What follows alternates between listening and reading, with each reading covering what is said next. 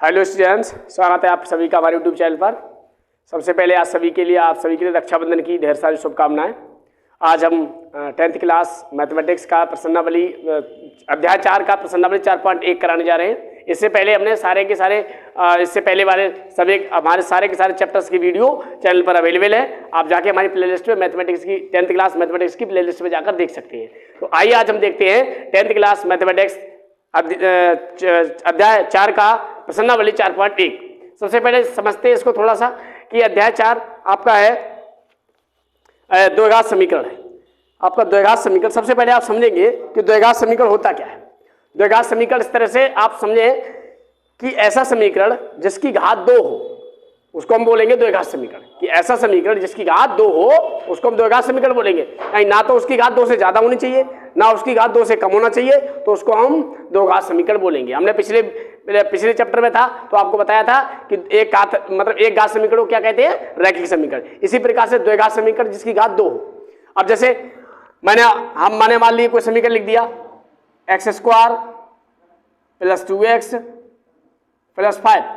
अब देखिए इसमें देखो यहाँ पर घात कितनी है 0, यहाँ पर x की घात 1, यहाँ पर कितनी घात है 2। तो इसका मतलब सबसे ज्यादा घात इस समीकरण में कितनी है, सबसे ज्यादा घात इस समीकरण में कितनी है, तो सबसे ज्यादा घात 2 है। तो जब 2 घात है सबसे ज्यादा इसमें, तो इसका मतलब इस पूरे समीकरण की घात 2 हो गई, और 2 घात हो गई तो इसके लिए हम बोल देंगे द्विघात समीकरण। अच्छा, आगे हम देखते हैं। अब पहले क्वेश्चन को देखते हैं। पहला क्वेश्चन है कि जांच कीजिए कि क्या निम्न द्विघात समीकरण है अथवा नहीं। तो हमें क्या करना है, इन समीकरण की जांच करनी है कि ये द्विघात समीकरण है अथवा नहीं है। तो सबसे पहले नंबर का देखते हैं। पहला दिया है x + 1 का होल स्क्वायर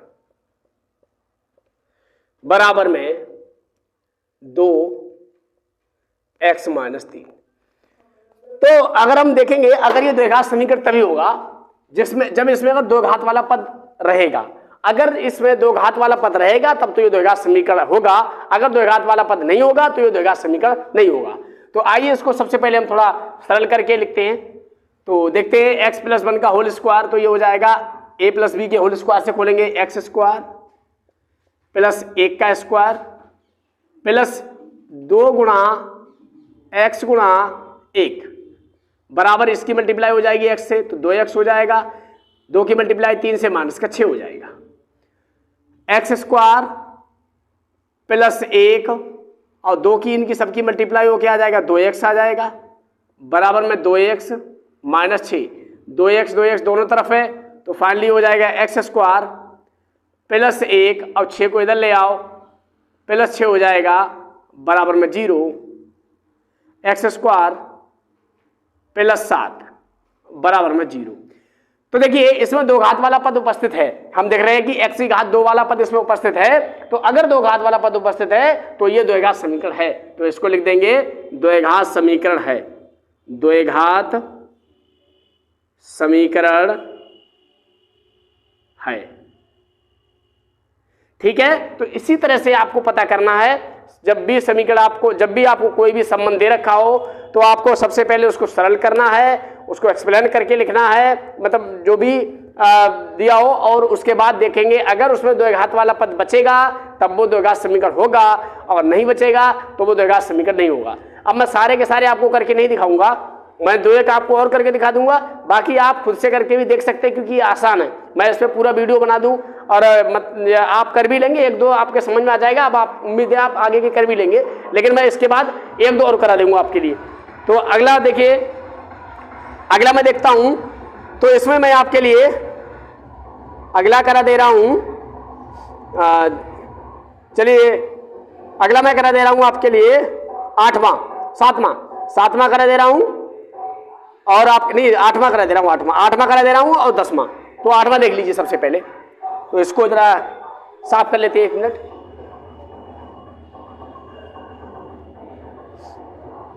तो अगला 8वें नंबर का देखिए। इसमें देखिए, इसमें दे रखा है कि x³ - 4x² - x + 1। x³ - 4x² -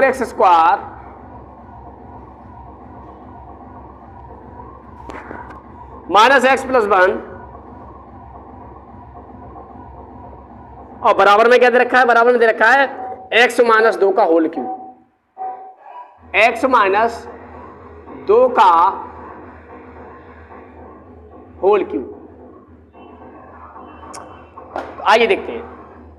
तो देख लीजिए सबसे पहले तो इधर तो कुछ है नहीं, इधर तो सीधा सीधा खुला, इधर तो कुछ करना नहीं है, इसको जीव की तो लिख लेना है। इधर हमें a माइनस बी के होल क्यूब से खोलना है। a माइनस बी का होल क्यूब क्या होता है, a क्यूब यानी पहले का क्यूब माइनस बी क्यूब यानी दूसरे का cube minus 3ab 3 into a का काम x करेगा, b का काम 2 करेगा और ब्रैकेट में a माइनस बी यानी x माइनस 2।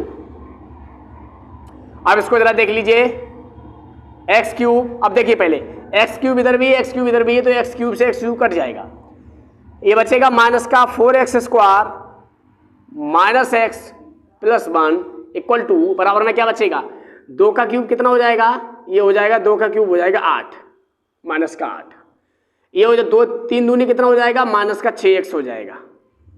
अब ब्रैकेट में x माइनस 2, इसको और ज़्यादा सरल करते हैं, x 4x square minus x plus 1 equal to बराबर में कितना आ जाएगा, देखो माइनस का 8 ये हो जाएगा और 6 से x की मल्टीप्लाई हो जाएगी 6x से x की, तो माइनस का हो जाएगा 6x square minus minus plus plus का हो जाएगा 6 दूनी 12x।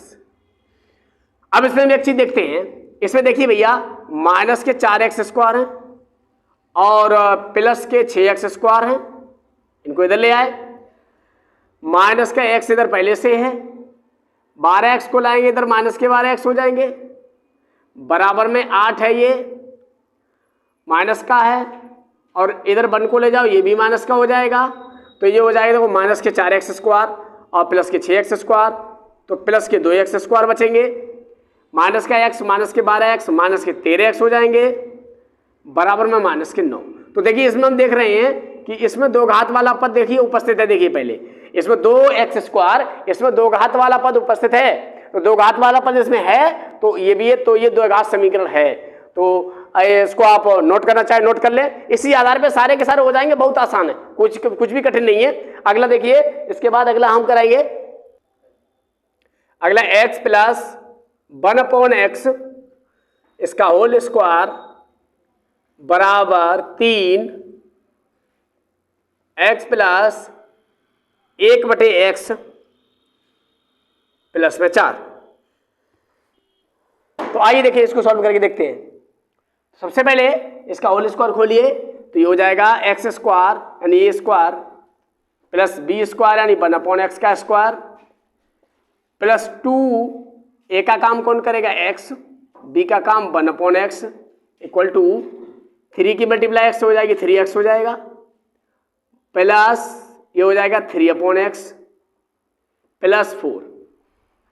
अब इसको जरा देखिए, ये x square plus 1/x square हो जाएगा, x से x कैंसिल हो जाएगा, प्लस का 2 बराबर में 3x प्लस के 3/x प्लस 4। तो आगे देखिए इसमें, अब अगला देखिए इसमें, देखिए भाई इसको जरा एक और थोड़ा सरल कर लीजिए, तो x स्क्वायर है, x स्क्वायर किससे मल्टीप्लाई कर लो, तो ये हो जाएगा x⁴ प्लस 1 प्लस इसकी इससे मल्टीप्लाई करो तो 2x स्क्वायर अपॉन में x स्क्वायर, इधर भी देखिए इस x की मल्टीप्लाई इससे की तो हो जाएगा 3x square plus 3 plus 4x upon में x। अब इसको एक x की घात, इधर x की घात 1 है, इधर x की घात 2 है, तो कॉमन लेंगे तो एक घात शायद कट जाएगी, तो ये बचेगा x⁴ plus 1 plus 2x square upon में x, और ये बराबर में कितना आएगा 3x स्क्वायर प्लस 4x, इसको 4x को पहले लिख दीजिए, उससे कोई फर्क नहीं पड़ेगा, प्लस 3 अपॉन में 1, क्रॉस मल्टीप्लाई कर लीजिए तो ये हो जाएगा x⁴ यानी x की घात 4 प्लस 2x की घात 2 प्लस 1 बराबर में 3x की घात 2 प्लस 4x प्लस 3। तो इसमें आप देखिए, इसमें 2 घात वाला पद है और यहाँ भी 2 घात वाला पद है, लेकिन इस 2 घात वाले पद के अलावा इसमें देखो 4 घात वाला भी पद है। इसका मतलब इस पूरे समीकरण की जो घात हो जाएगी वो 4 हो जाएगी। कितनी हो जाएगी? 4 हो जाएगी। और जब इसकी घात 4 हो जाएगी तो ये द्विघात समीकरण नहीं होगा। ठीक है, तो आप चाहे इसको नोट कर लें। तो इसके बाद हम अगले जो क्वेश्चन नंबर 2 के जो भी क्वेश्चन दे रखे हैं हम उनको सॉल्व कराएंगे। नोट कर ली। अगला है कि निम्न स्थितियों को द्विघात समीकरण के रूप में निरूपित कीजिए। तो हमें द्विघात समीकरण के रूप में निरूपित करना है इनके लिए। तो देखिए, सबसे पहले आप एक चीज समझें। कुछ बच्चे का ये दिमाग में कंफ्यूजन रहता है कि एग्जाम में क्वेश्चन आएगा, हम ये कैसे पहचानेंगे कि इसको हमें 2 चर मान के करना है, इसको हमें 1 चर मान के करना है। क्योंकि द्विघात वाले में 1 चर मान के करना होता है और मतलब जिसमें रैखिक समीकरण 2 चर में रैखिक समीकरण है उसमें मैं 2 चर मान के करना होता है। तो अब देखिए, मैं आपके लिए एक बहुत अच्छा क्वेश्चन को पहचानने का तरीका बता रहा हूं, आप रटो ना। आप देखिए, अगर किसी क्वेश्चन में 2 स्थितियां दी होंगी तो उसमें 2 समीकरण बनेंगे, और किसी भी 2 चर के समीकरण को हल करने के लिए 2 चर के मान ज्ञात करने के लिए कम से कम 2 समीकरण चाहिए। और 2 समीकरण तभी बनेंगे जब 2 स्थितियां दी होंगी उसमें। तो इसमें अगर कोई भी समीकरण जो होगा उसको हमें 2 चर मान के करना होगा तो उसमें 2 स्थितियां दी होंगी और उससे 2 समीकरण बनेंगे। जैसे कह देगा कि ऐसा होगा तो ऐसा होगा और ऐसा होगा तो ऐसा होगा, तो इस तरह से 2 स्थितियां दी होंगी। लेकिन अगर 1 चर मान के जैसे में करना है, जैसे अगर मान ली 1 चर में रैखिक समीकरण है या 1 चर में द्विघात समीकरण है, अगर इस तरह से में करना है तो हमें केवल एक स्थिति दी होगी और उसी से हमें प्रश्न को हल कर लेना है। तो आइए देखते हैं। जैसे पहला क्वेश्चन है, इसमें सिर्फ हमें द्विघात समीकरण के रूप में निरूपित करना है। एक आयताकार भूखंड का क्षेत्रफल 528 वर्ग मीटर है। क्षेत्र की लंबाई मीटर में चौड़ाई के दुगुने से 1 अधिक है। हमें भूखंड की लंबाई और चौड़ाई ज्ञात करनी है। देखिए, इसमें केवल और केवल एक कंडीशन दे रखी है। क्या दे रखी है? कि भाई लंबाई चौड़ाई के दुगुने से 1 अधिक है। तो बस उसी को हम, तो सबसे पहले तो हम लंबाई को मान लो, चौड़ाई या लंबाई में से किसी एक को मान लेंगे। तो आप बेहतर ये करें कि जिसकी तुलना की जा रही है जिससे, तो जिससे तुलना करो उसी को मान लो। लंबाई की तुलना चौड़ाई से की गई है तो आप चौड़ाई को मान लो कि माना इसकी चौड़ाई ये है,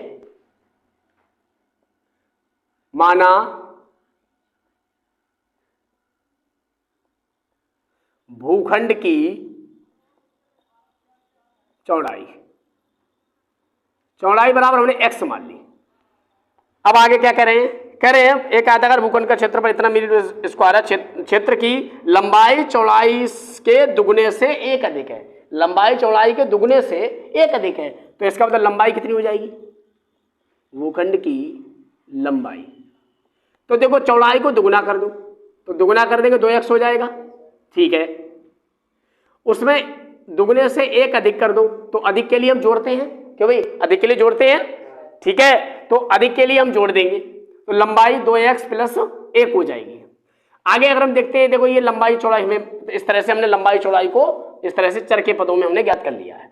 अब हम क्या करेंगे? अब हमें देखो इस क्वेश्चन को, इसमें दे रखा है क्षेत्रफल, इसमें और डाटा आगे दे रखा है कि भूखंड का क्षेत्रफल दे रखा है, और भूखंड कैसा? आयताकार है। तो हम आयत के क्षेत्रफल को लेके करेंगे। तो आयत का क्षेत्रफल हम जानते हैं क्या होता है? लंबाई गुणा चौड़ाई। तो लंबाई कितनी है? प्रश्नानुसार, यानी प्रश्न में दिया गया है, क्या दिया गया है कि ये तो लंबाई और गुणा चौड़ाई, और ये कितना हो जाएगा? क्षेत्रफल के बराबर। क्योंकि ये तो हम बहुत पहले से जानते हैं, आयत के क्षेत्रफल का सूत्र तो पहले से आप लोग सब लोग जानते होंगे, नहीं जानते होंगे तो लिख लीजिए।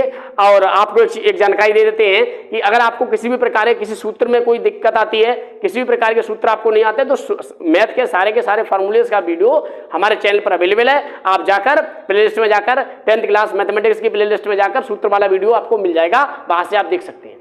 तो आगे हम देखते हैं, तो क्षेत्रफल हमारा 528 वर्ग मीटर दे रखा है। इसके बाद क्षेत्रफल 5, अब आगे देखिए, तो इसको जरा सॉल्व कर लीजिए। तो x की मल्टीप्लाई 2x से करेंगे तो 2x² हो जाएगा, x की मल्टीप्लाई 1 से करेंगे तो x केवल x हो जाएगा, और बराबर में 528। ये हो गया समीकरण।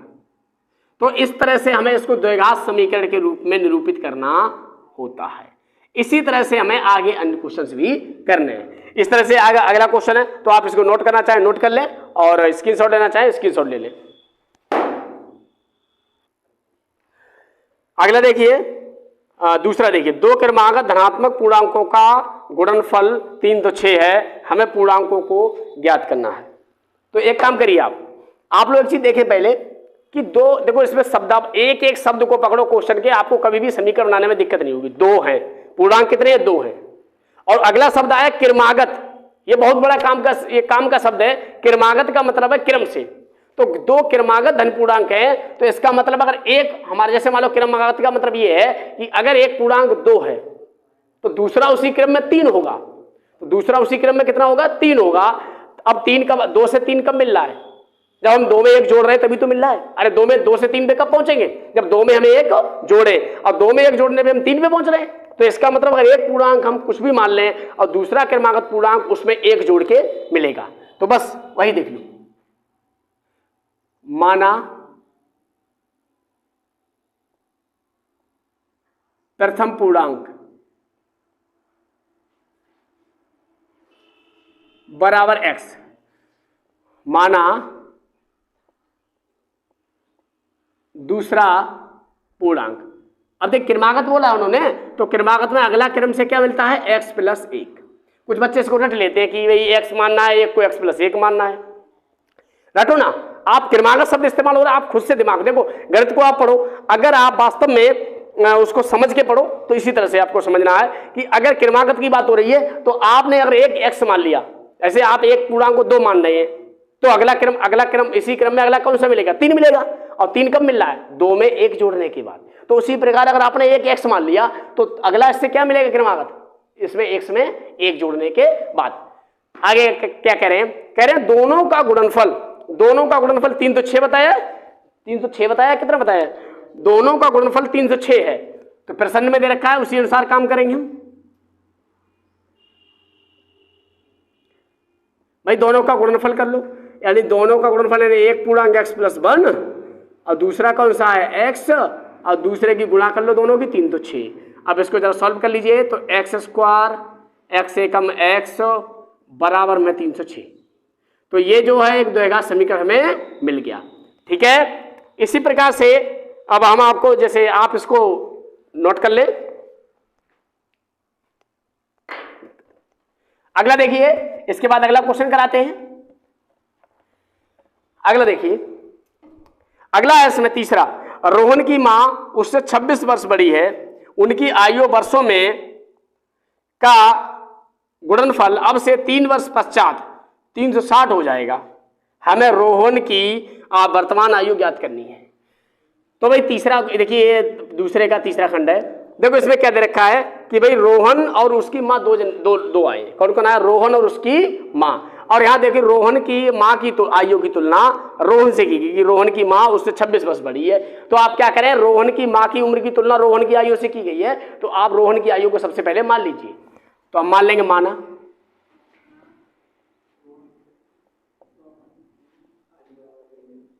रोहन की आयु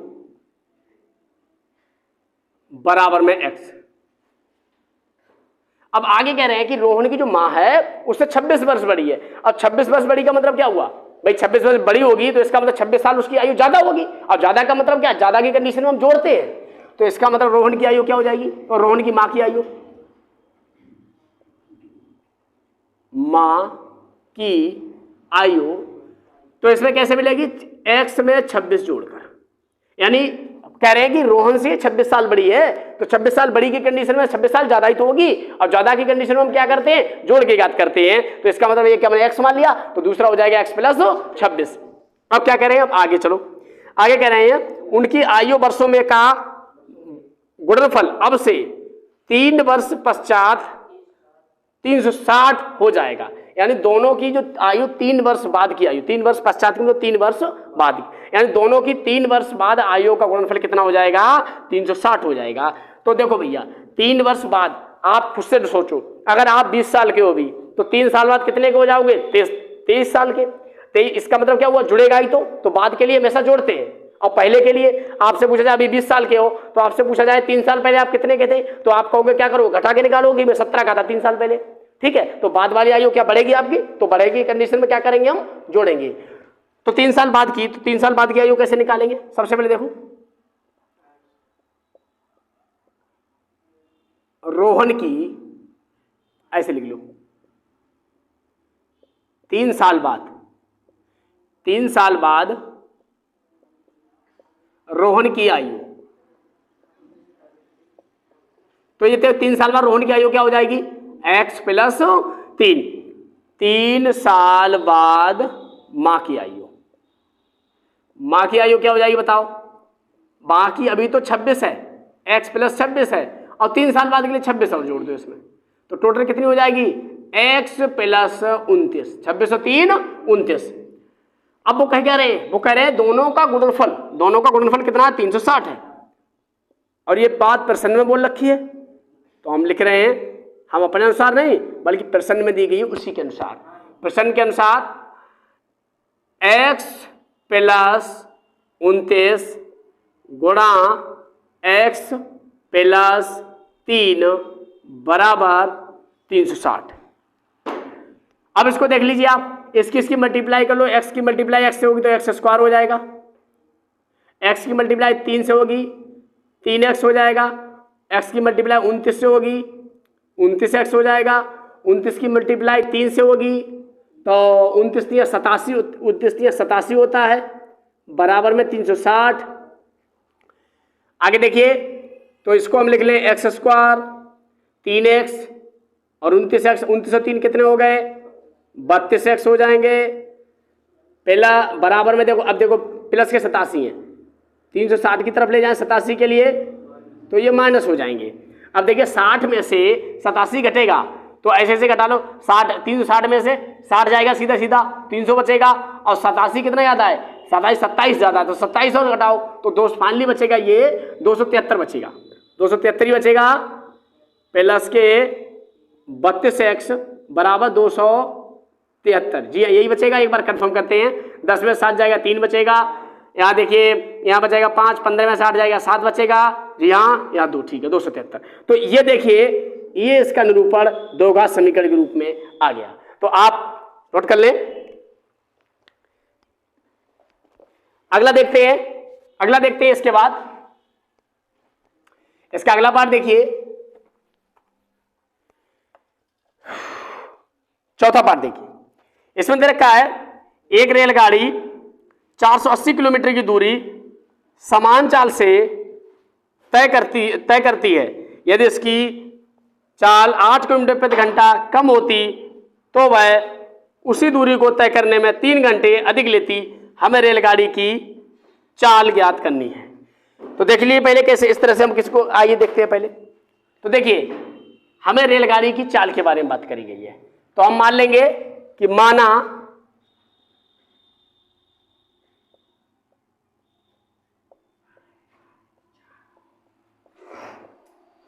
रेलगाड़ी की चाल बराबर x किलोमीटर प्रति घंटा मान लिया।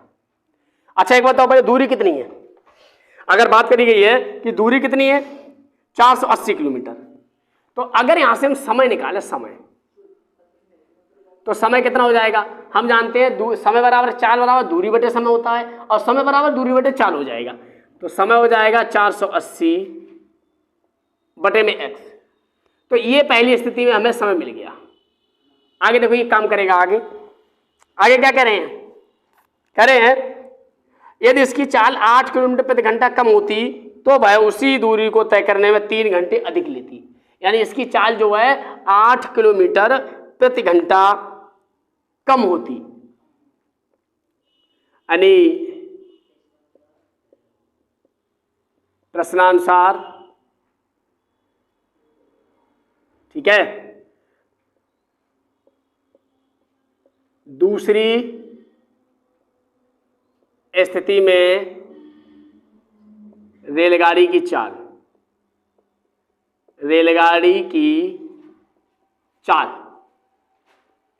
तो बताओ भाई कितनी कह रहे हैं, वो कह रहे हैं कितनी कह रहे हैं, अगर ये चाल 8 किलोमीटर प्रति घंटा कम होती, यानी पहले तो x थी ना, अगर ये 8 किलोमीटर प्रति घंटा कम होती, कम का मतलब माइनस कर लो, कम का मतलब क्या करोगे माइनस, तो हमने इसको माइनस कर लिया 8 को, तो अगर ये 8 किलोमीटर प्रति घंटा कम होती तो कह रहे हैं समय में क्या चेंज होता, तो कह रहे हैं 8 किलोमीटर प्रति घंटा कम होती तो वह दूरी को तय करने में 3 घंटे अधिक लेती, 3 घंटे अधिक लेती।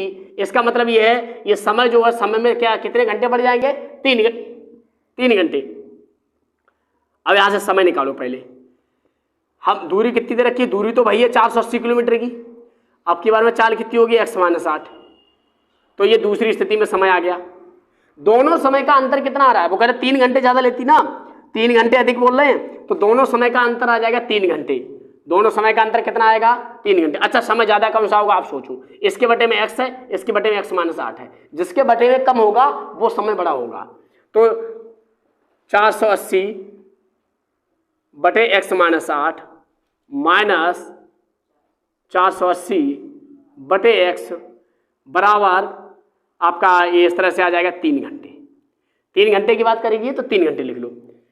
यहां से एक काम करो, 480 को आप कॉमन ले लें तो ये कितना बचेगा, देखो यहाँ x आ जाएगा, यहाँ माइनस के x माइनस x प्लस 8 आ जाएगा, बटे में x इंटू में x माइनस 8 आ जाएगा, बराबर में 3 बटे, थोड़ी देर को इसके बटे में 1 कर लो। कुछ लोगों के समझ में आ रहा हो कि ये कैसे आ गया। देखो यहाँ 480 कॉमन ले तो x कहाँ आ जाएगा, यहाँ आ जाएगा, x माइनस 8 यहाँ आ जाएगा, यहाँ पहले से माइनस चिन्ह है तो माइनस चिन्ह की जब इसके दोनों के x माइनस 8 इधर जाएगा तो इनके पहले माइनस चिन्ह होगा, तो माइनस चिन्ह होगा तो अंदर वाले चिन्ह क्या हो जाएंगे, बदल जाएंगे, तो x माइनस का हो जाएगा, 8 प्लस का हो जाएगा। तो इस तरह से देख लीजिए x से x कट गया, फाइनली बच्चा कितना, देखो 3 से काटो, 3 एकम 3 और 480 3 से काट लो तो ये हो जाएगा 160 हो जाएगा, 3 एकम 3, 3 छक 18, 0 का 0। तो फाइनली इस तरह से आ जाएगा कि 8 बटे x स्क्वायर माइनस 8x बराबर ये कितना आ जाएगा 160, या ऐसा ही लिखा रहने दो, 160 यही रहने दो। अब बराबर में 1 बटे 1 कर लो, क्रॉस मल्टीप्लाई कर लो तो यहाँ कितना आ जाएगा x स्क्वायर माइनस 8x एकम, और 16 की 8 से मल्टीप्लाई हो जाएगी तो 16 8 कितने होते हैं, 16 8 128 होता है, 16 8 128, तो 16 8 128 और 1 0 आ जाएगा 1280। तो ये देखो द्विघात समीकरण के रूप में इसका निरूपण इस तरह से आ गया। तो अगला क्वेश्चन इसके बाद आप नोट कर लीजिए, अगला क्वेश्चन इसके बाद देखते हैं। अगला देखिए, मैसूर और बंगलौर के बीच की 132 किलोमीटर यात्रा करने में एक एक्सप्रेस रेलगाड़ी सवारी गाड़ी से 1 घंटा कम समय लेती है। मध्य के स्टेशनों पर ठहरने का समय ध्यान में ना लिया जाए, यदि एक्सप्रेस रेलगाड़ी की औसत चाल सवारी गाड़ी की औसत चाल से 11 किलोमीटर प्रति घंटा अधिक हो तो हमें एक्सप्रेस गाड़ी की औसत चाल ज्ञात करनी है। तो इसके लिए हम क्या करेंगे, तो आइए देखते हैं। इसके लिए हमें एक काम करना पड़ेगा। देखिए सबसे पहले आपने एक चीज इसमें इनमें प्रश्न में एक चीज दे रखी है कि सवारी गाड़ी की चाल और एक्सप्रेस गाड़ी की चाल। तो हम एक को मान लेंगे, माना सवारी गाड़ी की चाल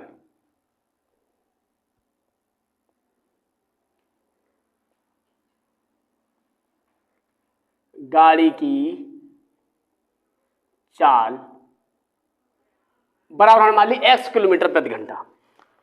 अब क्या कह रहे हैं, देखो इसमें दे रखा है कि सवारी गाड़ी की औसत चाल से 11 किलोमीटर प्रति घंटा अधिक है, किसकी चाल, एक्सप्रेस की। तो एक्सप्रेस की चाल लिख लो, एक्सप्रेस की चाल कितनी अधिक है, 11 किलोमीटर प्रति घंटा। सॉरी देखिए एक्सप्रेस गाड़ी की चाल 11 किलोमीटर अधिक है सवारी गाड़ी से, तो ये हो जाएगी x प्लस 11 किलोमीटर प्रति घंटा। आगे क्या करें, अब देखो हम देखें पहले सवारी गाड़ी, अब देखो टोटल दूरी कितनी की, कुल दूरी कितनी है, 132 किलोमीटर की। दूरी कितनी है, 132 किलोमीटर की।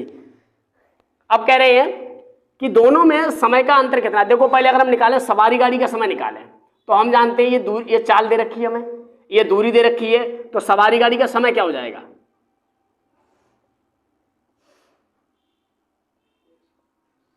सवारी गाड़ी द्वारा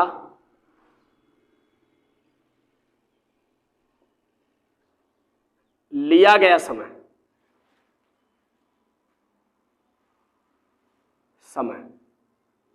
तो सवारी गाड़ी कितना समय लेगी बताओ भाई, देखो दूरी तो 132 किलोमीटर की है, चाल है x, तो ये क्या आ जाएगा, सवारी गाड़ी का समय आ जाएगा। अच्छा एक्सप्रेस गाड़ी का समय क्या आ जाए, कैसे आ जाएगा,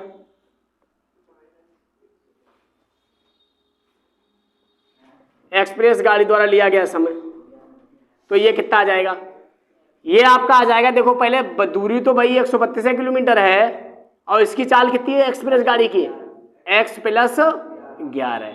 अब देखिए अब दोनों समय का अंतर कितना दे रहे हैं, कह रहे हैं 1 घंटा, एक्सप्रेस रेलगाड़ी सवारी गाड़ी से 1 घंटा कम समय लेती है, यानी जो है सवारी गाड़ी है ये जो है 1 घंटा ज्यादा समय लेती है, सवारी गाड़ी 1 घंटा ज्यादा समय लेती है। इसका मतलब सवारी गाड़ी की जो समय कौन सा, सवारी गाड़ी का समय ये है, ये समय ज्यादा होगा, तो इस समय को हम ऐसे लिख सकते हैं 132/x, ये ज्यादा समय होगा, माइनस 132/x + 11, और दोनों का अंतर कितना आ रहा है, 1 घंटे, दोनों का अंतर 1 घंटा ही दे रखा है।